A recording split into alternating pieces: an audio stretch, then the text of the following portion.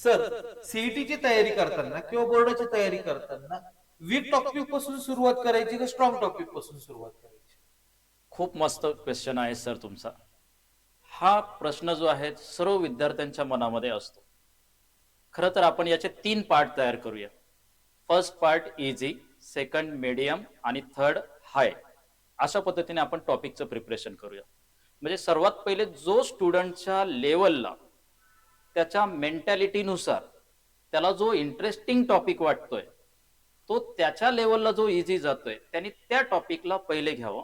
जेणेकरून त्याचा 100% कॉन्फिडन्स वाढतो आणि त्या सब्जेक्ट बद्दल एक प्रकारचा इंटरेस्ट तयार होतो.